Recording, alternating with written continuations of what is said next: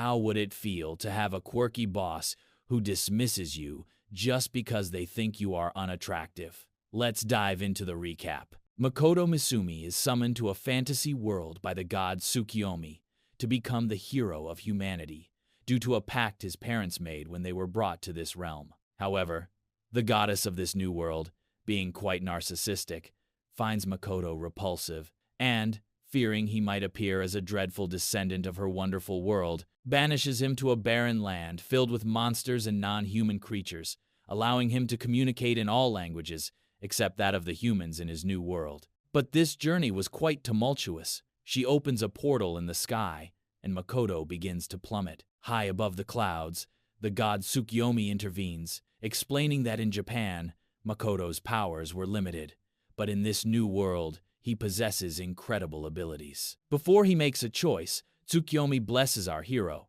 stating he is free to do as he pleases. Despite this, Makoto falls to the ground but lands unharmed, finding himself in a desolate area devoid of life. After trekking for 3 days and nights, he encounters a young orc named Emma, who is about to be devoured by a two-headed wolf. Makoto delivers a powerful kick, obliterating the monster and finally discovering his own strength. He saves Emma, who is terrified, and the two quickly become friends. She takes him to her village, where she mentions she was going to sacrifice herself to the dragon Sheen to maintain good relations. Since Makoto doesn't know how to use magic, Emma teaches him the basics of fire magic, and she is astonished to see him learn the fireball spell instantly. As a gesture of gratitude, he decides to head to the sacrifice site, intending to defeat the dragon and save Emma's life. Upon arrival, the protagonist destroys Sheen's portal with a fire arrow, eliminating all nearby demons, who were actually the real culprits behind the orc sacrifices. The dragon, having been asleep,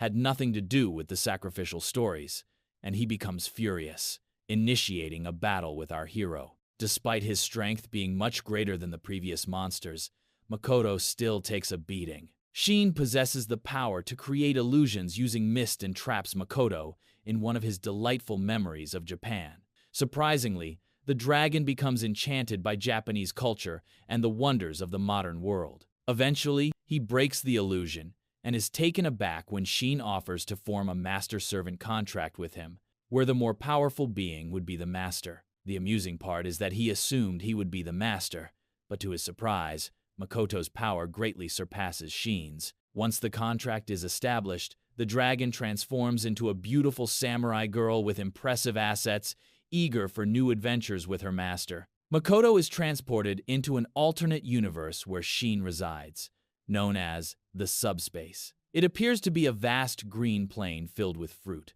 Our hero then returns to the orc village, informing them that the issue with Sheen has been resolved, which leads everyone to celebrate the good news. During the festivities, the hero suggests that Emma and the other orcs relocate to the alternative dimension, as their living conditions there are significantly better than in their current land. The orcs accept the proposal and immediately start building a new village in the fertile new land. With this, Makoto begins to reminisce about his past and family. During this trip down memory lane, Sheen watches everything like it's on Netflix, but this has its limits. Consequently, she demands they figure out how to create a sort of memory television so she can enjoy the historical programs of Japan stored in Makoto's mind. The legendary dragon has turned into an otaku. Later, he encounters an injured dwarf named Barry, who tells him he was attacked by a spider known as the Black Calamity, cursed with an insatiable hunger that devours everything in its path. Before he can explain more about the situation,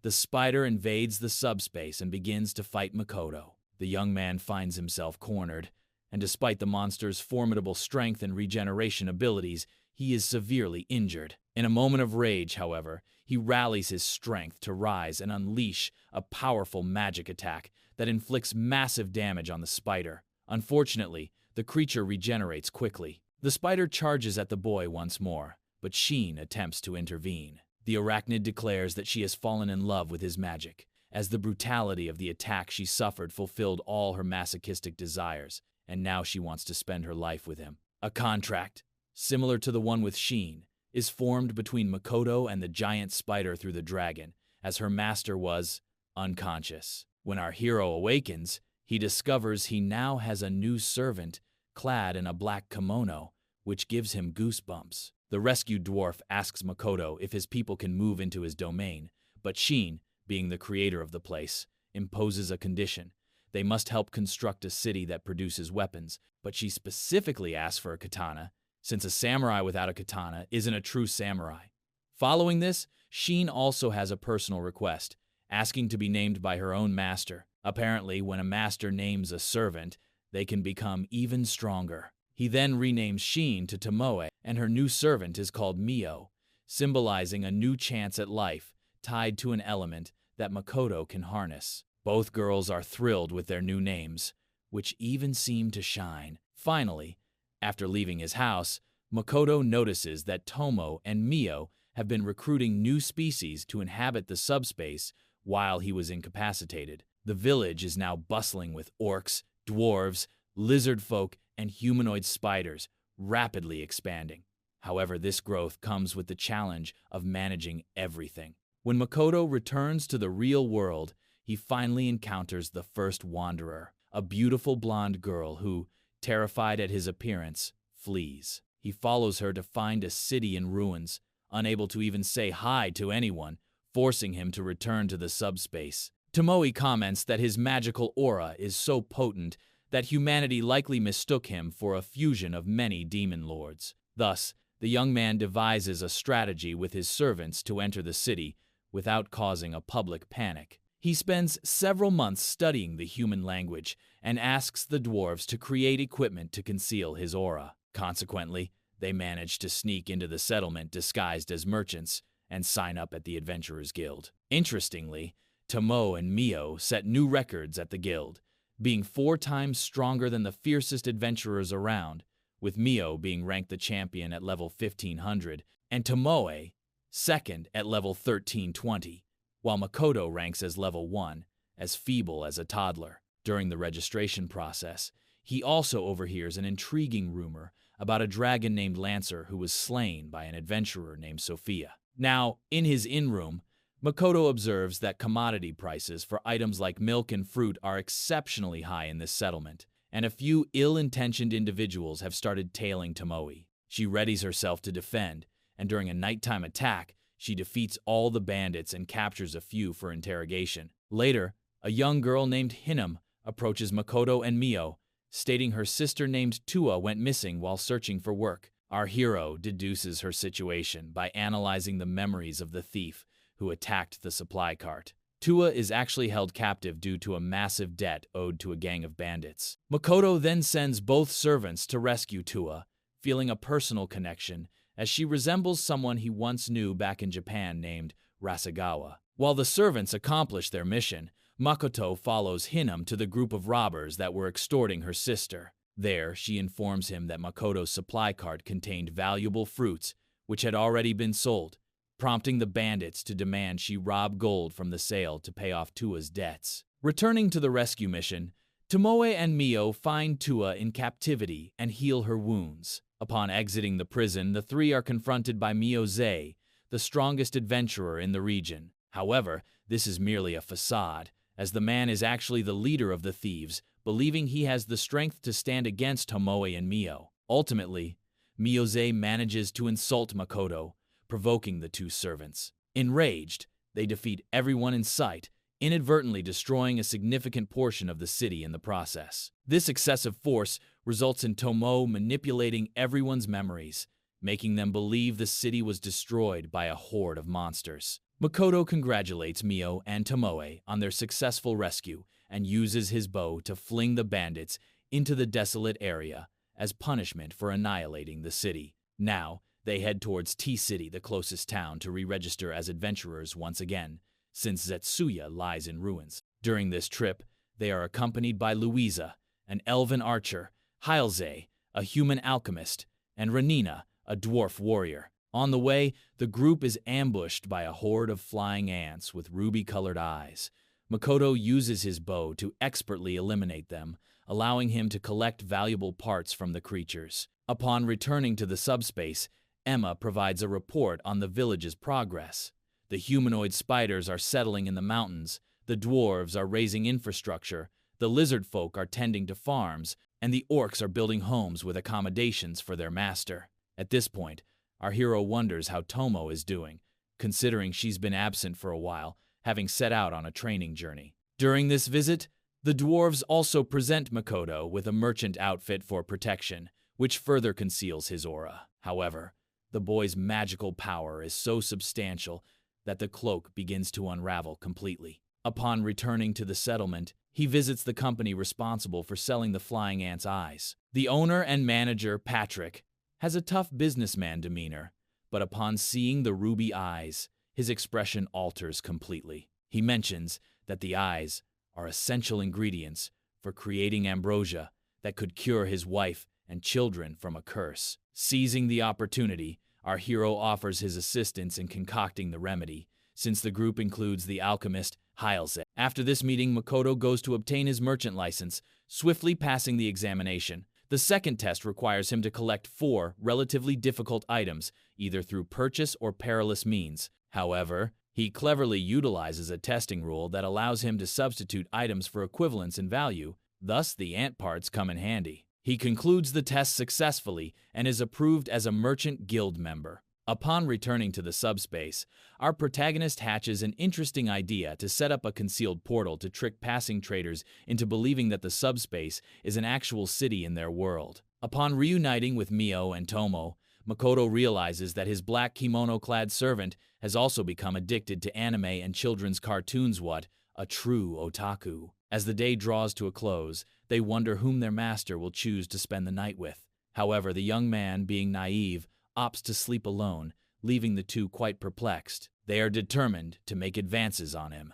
The next morning, Makoto asks Heilse for help preparing ambrosia, but he is being monitored by some adventurers, and it's unclear why they wish to thwart any commercial connections between Patrick and our hero. Subsequently, we see that Patrick captures and tortures the individual responsible for casting the curse on his family. Heilse completes the manipulation of the remedy, but the curse on Patrick's wife, named Lisa, has progressed significantly, leaving her completely out of control. Makoto decides to assist Patrick in administering the antidote, immobilizing the woman with a hold. This allows Patrick to force the remedy down her throat, finally freeing her from a worse fate awaiting her daughters. Upon exiting the mansion, Makoto encounters Tomoe and Mio, but they are ambushed by a powerful adventurer, Latte, and his minions. Tomoe swiftly defeats them all, and when she's about to finish off Latte, she chooses to spare him after reading his memories, realizing he possesses redeeming qualities. Once cornered and defeated, Latte reveals that he wished to cast a sleeping curse on Lisa and her daughters as retaliation against Patrick for blocking adventurers he didn't favor from finding work. Overcome by guilt, he approaches Patrick to apologize for aiding in the scheme, which spares his life but effectively ends his career as an adventurer. Recognizing his potential as a spy and warrior, Tomoe offers Latte a katana crafted by the dwarves, recruiting him to be her spy. Naturally, given his predicament, he agrees without a second thought, knowing he would otherwise starve. At the end of the day, Patrick ponders how to respond to Makoto's decision to establish a trading company that could potentially turn into his competitor. A tough decision for a businessman, especially with his feelings of debt for saving his family. On another day, we see that the warriors of the subspace appear disheartened and lacking motivation to evolve as fighters. Our hero discovers that this is actually his fault, as his overwhelming power, even when holding back, utterly crushes opponents in training, causing them to lose their self-confidence. Another critical point is that the different species lack cohesion, which diminishes their battle experience and versatility. As a corrective measure, Makoto organizes a weekly competition to inspire everyone to improve themselves and each other, giving them a week to prove who is the strongest warrior in the subspace. The next day, Makoto and his servants finally re-register as adventurers. Their first mission is to train a replacement for Latte. Makoto asks Tomoe to train Tua, which leaves her a bit concerned, as Tua resembles a girl she once knew in Japan, someone she fears could complicate her feelings. Later, Tomoe embodies a samurai master and puts Tua and her team through rigorous training. As a final test, she sends them to fight against a nest of 100 giant gorilla-like monsters. Beyond their physical prowess, she aids them with combat strategies, guiding the adventurer team to fight in synergy and cover each other's weaknesses. After much hardship and hours of fighting, they show promising results, defeating the humanoid monsters. In the next scene, we see Makoto deciding to acquire ambrosia flowers due to their valuable healing properties. Additionally, we observe Patrick's dilemma regarding the commercial plans that Makoto intends to undertake a business in a neutral area, a city unaffiliated with any kingdom, to ensure greater management freedom. Patrick agrees to find a location in a commercially neutral city where Makoto's company, named Kuzunoha Company, will specialize in selling medicines for adventurers. Now, as night falls, Makoto takes some time to practice archery. Just then, Mio and Tomoe begin to sense that their master is experiencing life-threatening struggles against a powerful being. Upon finding him, they realize that he is perfectly fine, simply enjoying some solitary practice. However, the feeling of death that Tomoe sensed was legitimate, as through her servant-master contract, she deduces that his immense magical power enables him to inadvertently fuse with the environment, vanishing for fractions of seconds, giving the impression he has perished. As a result, every time he dies, his mana rises dramatically, potentially allowing him to rival gods of this world. If this continues, the goddess who exiled him to the desert may consider him a competitor for her domain and want to eliminate him. Once that's resolved, Makoto receives a new outfit and magical rings crafted by the Elder Dwarf. Upon returning to the human realm, he is confronted by a prostitute seeking to take advantage of him, which Tomoe and Mio witness, sparking their jealousy. The scenario escalates, and the two cannot contain themselves, forcibly tugging at him until his clothes tear, obviously causing him to panic and create a portal back to the subspace. Conscious of their aggressiveness, Mio apologizes to her master, who promptly forgives her and invites her to gather ambrosia flowers and explore the garden, which could serve as a private date to increase their intimacy. As they walk through the forest, he notices that they are being followed by a trio of adventurers, and Mio elegantly ensnares them with her black webs. The duo then reaches a flower clearing, where they are confronted by two forest ogres, Iris and Aqua, who are determined to eliminate anyone who tries to steal the ambrosia flowers. The other adventurers who manage to escape the web soon appear, greedy for the flowers, prompting Iris and Aqua to unleash their attacks. Makoto uses Tomoe's powers to transport the trio of adventurers before they become barbecue, and shortly afterward, Mio and her master manage to incapacitate the ogre duo and convince them they are merely merchants, not thieves. They take Makoto to their village to speak with the elders, led by Nustri. However, Adano, the elder's son, appears, showing a hostile demeanor, complaining that the barrier protecting the forest is weakening. After their meeting, our hero meets Iris and Aqua's mentor, a powerful warrior named Mondo. But Mio senses something off about him. She believes he might be possessed by some spirit. To verify her instincts, she observes Mondo's behavior and even manages to overhear a telepathic conversation between him and the spirit. After passing this information to Makoto, he requests a body swap with Tomoe and formulates a plan to provide a worldview. As night falls, the spirit occupies the ogre's body and consumes Adano's life force, leaving nothing but his skeleton. Makoto identifies the creature as a lich and challenges it to a duel. The little monster tries to fight him, but our hero is just too powerful and quickly defeats it without breaking a sweat. Defeated, the lich is sent to the subspace with Tomoe's powers. He then reveals to the forest ogres that she is in fact the dragon Sheen, responsible for maintaining the barrier, and at the elder's request, all villagers must show her respect as she now serves Makoto. Following this, the protagonist returns to the subspace to interrogate the lich. The young man discovers that he was originally human, accidentally transforming into a lich while attempting to become a grunty. In theory, grunties are humans with the ability to wander freely between various universes, similar to gods. But he misinterpreted the legend about grunties. Tomo explains that grunties are common people who are accidentally transported to another world and are not endowed with that power or desire. The lich realizes he's wasted his life chasing a misguided goal. Tomoe then suggests that he make a contract with Makoto, promising to teach him advanced magic. With the contract completed, the lich transforms into a handsome redhead, receiving the name Chip. But at that moment, a great explosion occurs, and Tomo faints, beginning to bleed for no apparent reason. Makoto and Chip race to investigate the source of the disturbance and discover several charred victims, while Chip uses his healing abilities to support the injured. Makoto realizes that the explosion created a portal to the outside world, and upon examining a memory fragment from one of the adventurers captured in the forest, he uncovers that the trio attempted to steal magical items stored in a warehouse, and when the guards attempted to intervene, one of Makoto's magical rings shattered, triggering an explosion that resulted in the destruction of Tomoe's fragment and other villagers. Our hero is filled with rage and hatred,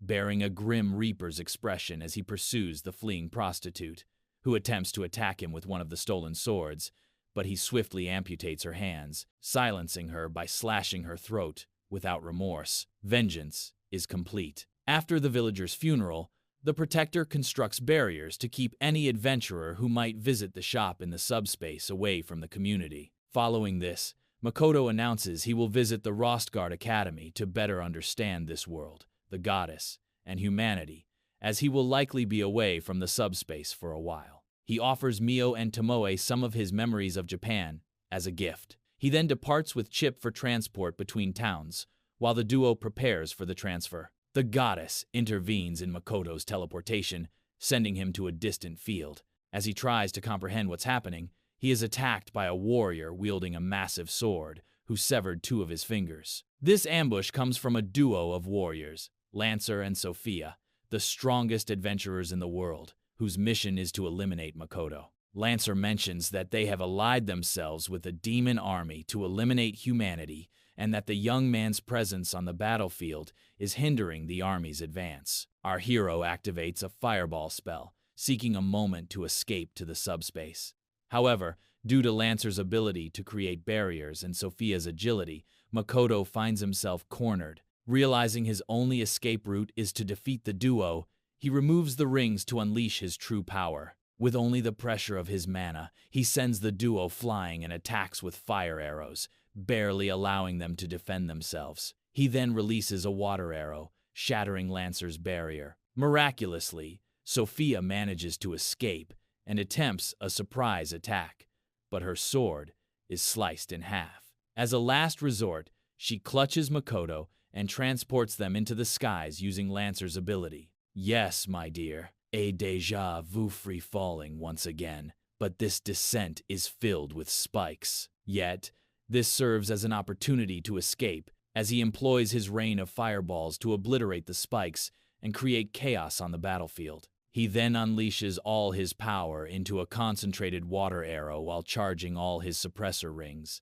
and when the attack strikes the ground, the rings explode, instantly creating an artificial lake while freezing numerous soldiers near the impact point. A beautiful calamity to behold, leaves Lancer without a leg, and Sophia's armor utterly destroyed. Our hero awakens in his room, fully recovered, even with his fingers restored. Chip deduces that the goddess utilized Makoto to annihilate the demon army and is likely keeping a close watch on his actions. We then see that Tomo has used Makoto's mana from a discarded ring alongside her own to create another fragment, now named as Komoe. This provokes considerable jealousy in Mio, as Komoe affectionately refers to her master as Daddy. Finally, Makoto opens one of his stores, which becomes an instant success. By day's end, the subspace community celebrates the promising winds favoring the Kuzunoha company, and our hero envisions a bright future ahead. Yet, the festivities are briefly interrupted by another quarrel between Mio and Tomoe,